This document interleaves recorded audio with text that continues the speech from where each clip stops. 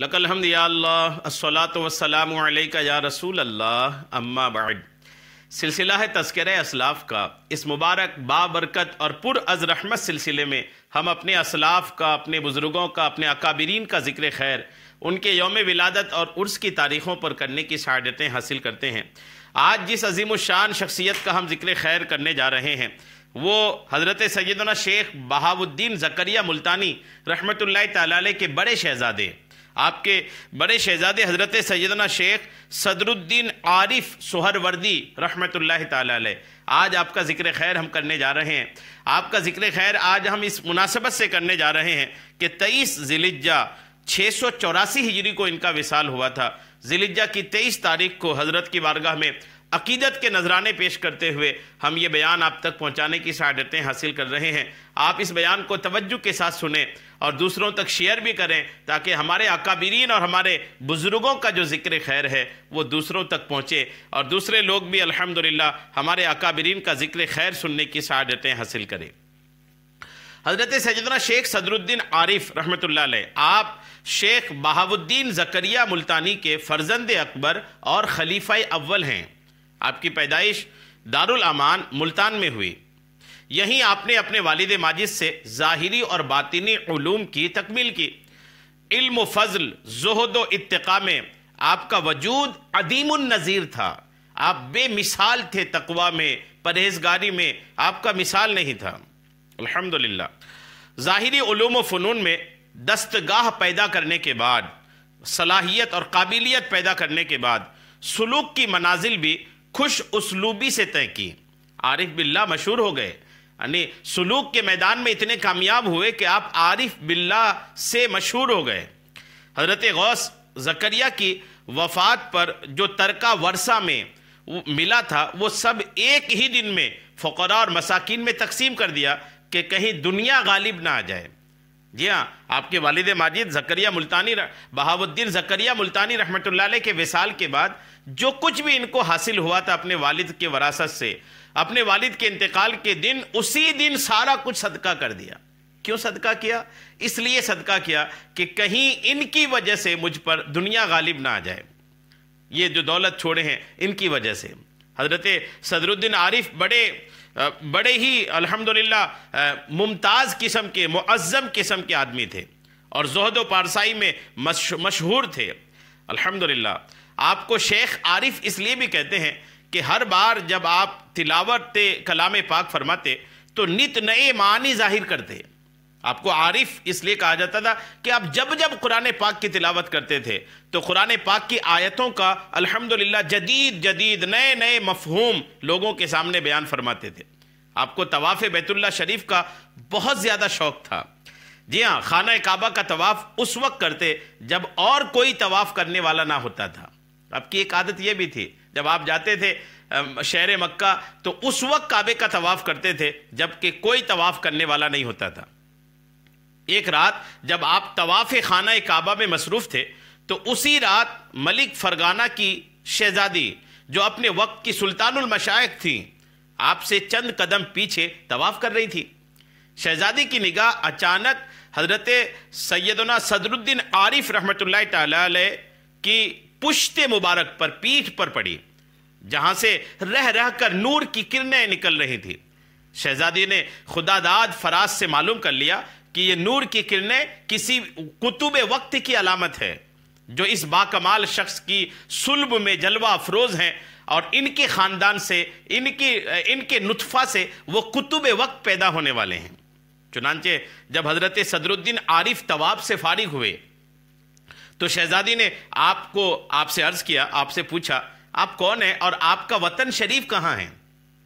حضرت نے فرمایا میرا نام صدر الدین ہے اور میرا وطن ملتان ہے۔ شہزادی نے پھر پوچھا کون سا ملتان؟ بہاؤالدین زکریا کا ملتان؟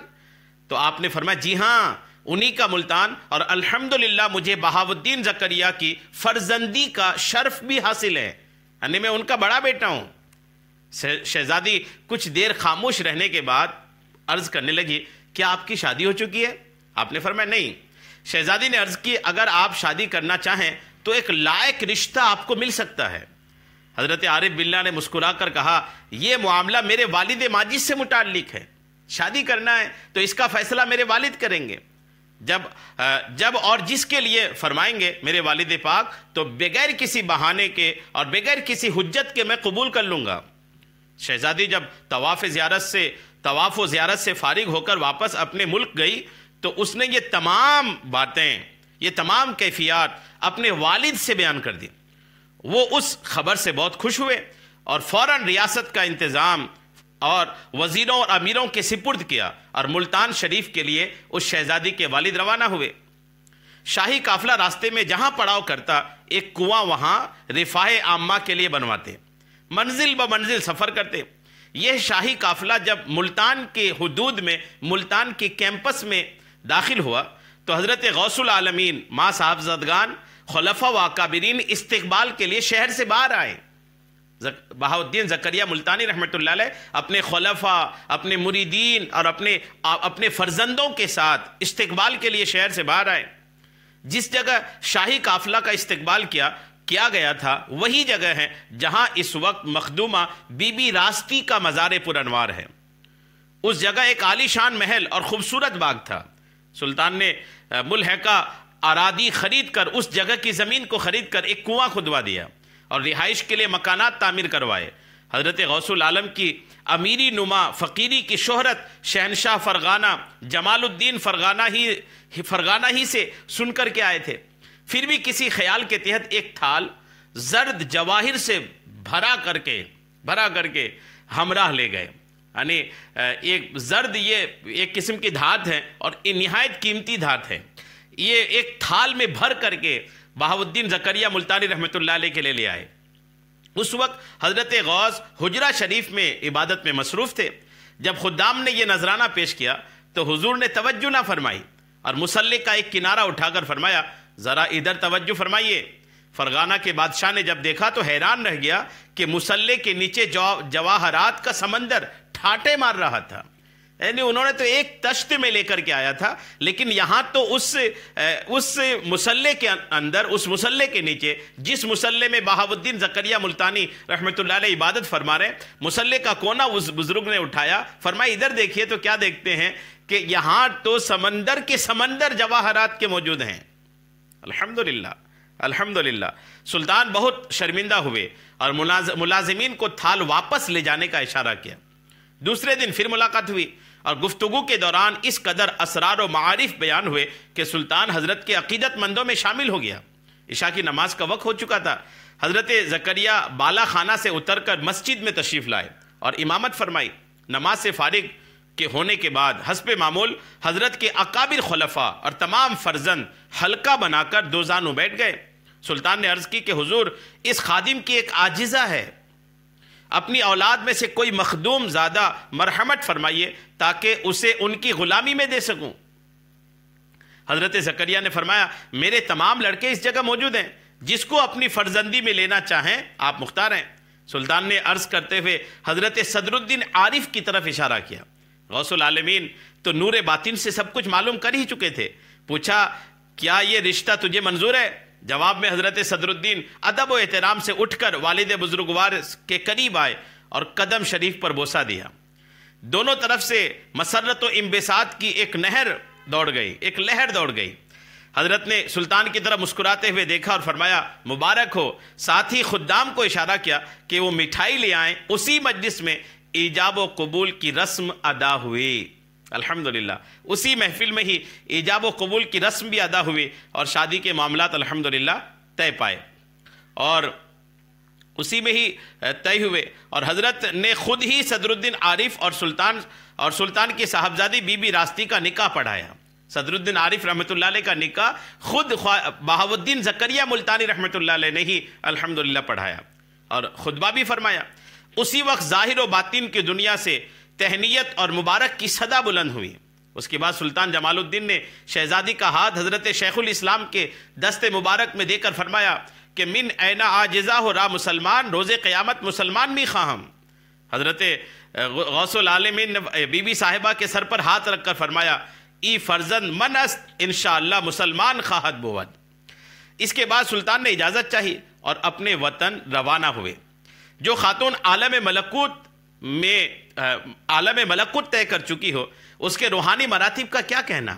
لیکن بئی ہما اس کی خانگی زندگی پر بھی ایک نظر ڈالیے۔ محل سرائے غوثیہ میں یتیم، مجیبوں اور بیوہ اور بیکس عورتوں کے علاوہ بڑے بڑے عمرا کی بہو بیٹیاں بھی دینی مسائل سمجھنے کے لیے آتی رہتی تھی۔ ان سب کے قیام و طعام کا انتظام شہزادی کے سپرد تھا۔ محل میں جس قدر باندیاں اور خادمائیں تھیں، ان میں اکثر عازمہ روزگار تھیں۔ صبح کے وقت جب چکی پیسنے بیٹھتی تو قرآن مجید ختم کر کے اٹھتی۔ ان سب پر بی بی کڑی نظر رہتی تھی، بی بی کی کڑی نظر رہتی تھی۔ ان مصروفیات کے باوجود اپنے باکمال خسر اور نامور شوہر کے لیے کھانا خود تیار کرتی۔ سردی کا موسم ہوتا تو تہجد کے لیے وضو کا پانی بھی خود ہی گرم کر کے دیتی تھی۔ خود سلطان المشائخ تھی، جس عورت سے شادی ہوئی وہ بھی الحمدللہ سلوک کے منازل طے کی ہوئی عورت تھی، پھر بھی گھر کے سارا کام بھی کرتے تھے۔ اپنے سسر حضرت بہاء الدین زکریا ملتانی رحمۃ اللہ علیہ کے بھی کام کرتے تھے۔ سردی کا موسم ہوتا تھا تو اپنے سسر کی تہجد کا پانی بھی خود الحمدللہ انتظام کرتے تھے۔ غوث العالمین کے گھرانے میں یہ رسم چلی آ رہی تھی کہ ہر قمری یعنی ہر چاند کے مہینے کی پہلی رات کو حرم غوثیہ کی تمام مستورات حضرت زکریا کی زیارت کو حاضر ہوا کرتی تھی۔ ایک مرتبہ جب تمام بہو بیٹیاں حاضر ہوئیں تو حضرت معمول کے مطابق بیٹھے رہے، لیکن جب بی بی راستی شرف بوسی حاصل کرنے کی غرض سے آگے بڑھی تو حضرت بہاء الدین زکریا کھڑے ہو گئے۔ بی بی راستی صاحبہ کو تعجب ہوا کہ حضرت نے خلاف معمول یہ تکلیف کیوں فرمائی؟ غوث العالم نے کشف کے ذریعے شہزادی کی اس کشمکش کو محسوس کر لیا اور فرمایا، بیٹی یہ تعظیم اس شخص کے لیے ہے جو اس وقت تیرے بطن عفت میں مستور ہے، وہ جہاں کا قطب الافطاب اور سارے خاندان کا چشم و چراغ ہوگا۔ الحمدللہ۔ شہزادی جب یہ مبارک خبر سنی تو خوشی میں گھر کا سارا اثاثہ، سارا مال خیرات کر دیا۔ 9 رمضان المبارک بروز جمعہ آفتاب ولایت طلوع ہوا، جس کی خاطر بی بی راستی نے اپنا وطن عزیز اور خیش و اقارب چھوڑ کر ملتان کا سفر اختیار کیا۔ ہر طرف سے مبارک سلامت کی صدائیں بلند ہوئیں اور خادمائیں نو مولود کو نہلا کر کے حضرت غوث العالمین کی خدمت میں لائیں۔ آپ نے اس کے دائیں کان میں اذان اور بائیں کان میں تکبیر کہی اور رکن الدین آپ نے اس کا نام تجویز فرمایا۔ حضرت قطب الاقطاب جب 4 سال کے ہوئے تو ایک دن حضرت شیخ العارف نے بی بی راستی سے فرمایا، ابھی فیاض ازل نے مجھے اولاد عنایت کرنا ہے، مگر وہ تیرے شکم سے پیدا نہیں ہوگی۔ اس سے بی بی کو فکر لاحق ہوا اور اس نے فیصلہ کر لی کہ میں اپنے میاں کی دوسری شادی کر دوں۔ اس زمانے میں شہر کے قاضی القضات کا گھرانہ زہد و اتقاء میں خاصا شہرت رکھتا تھا۔ اس کی ایک لڑکی تھی جو شکل و صورت اور علم و فضل میں